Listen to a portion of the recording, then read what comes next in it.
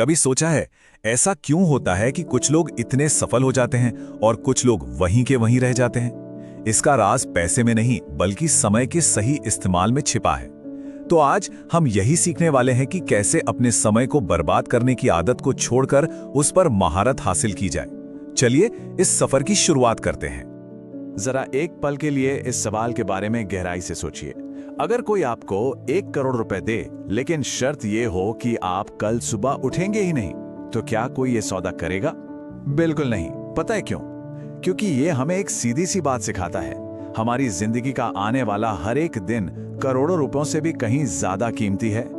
और इसी बात को ये कहावत एकदम पक्का कर देती है कि समय ही हमारी असली दौलत है, जिसे कोई खरीद नहीं सकता। ये एक ऐसा खजाना है जो लगातार हमारे हाथ से फिसलता जा रहा है। तो चलिए सबसे पहले यही समझते हैं कि समय की असली कीमत क्या है और ये हमारी जिंदगी के लिए इतना जरूरी क्यों है। हमारे पुराने ग्रंथ अथर्ववेद में समय की तुलना एक बहुत तेज रफ्तार वाले घोड़े से की गई है। सोचिए, एक ऐसा घोड़ा जो कभी नहीं रुकता, कभी नहीं थकता। अब हमारे पास 2 ही रास्ते हैं, या तो हम इस पर सवारी करना सीख लें और अपनी मंजिल तक पहुंच जाएं, या फिर बस खड़े खड़े उसे दूर भागते हुए देखते रहें। फैसला हमारा है। क्या आपको पता है कि हर सुबह आपके टाइम बैंक में ठीक 86,400 सेकंड्स जमा कर दिए जाते हैं, हर रोज बिना चूके। लेकिन एक शर्त है, ये एक ऐसी दौलत है जिसे आप सेव करके नहीं रख सकते। जो मिला है उसे आज ही उसी दिन खर्च करना होगा। और बस यहीं पर सफल और आम लोगों के बीच का सबसे बड़ा फर्क सामने आता है। वॉरेन बफेट जैसे लोगों ने बचपन से पैसे नहीं बल्कि अपने समय को इन्वेस्ट किया। जब बाकी बच्चे खेलकूद में लगे थे, वो पैसे कमा रहे थे।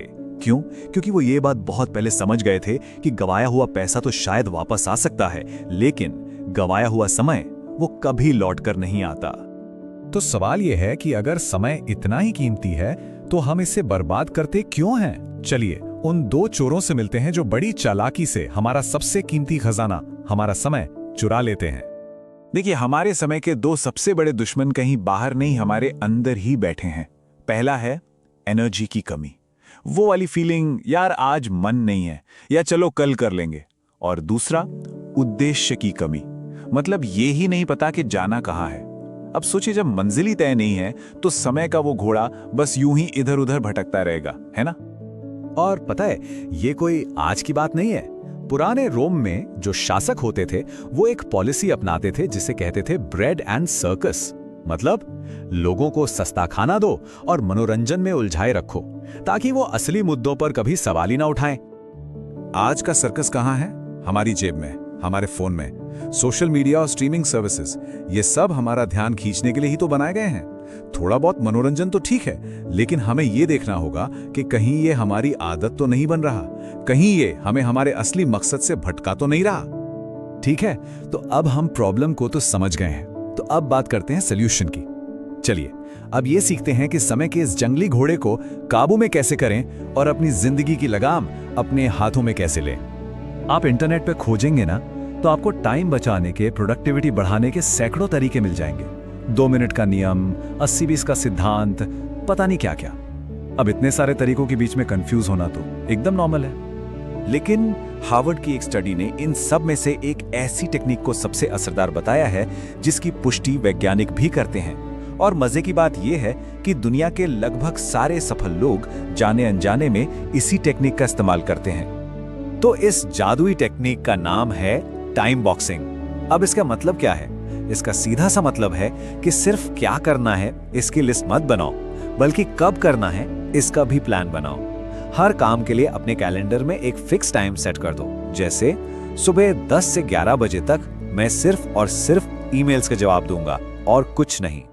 तो सवाल उठता है कि ये एक नॉर्मल टू डू लिस्ट से बेहतर क्यों है?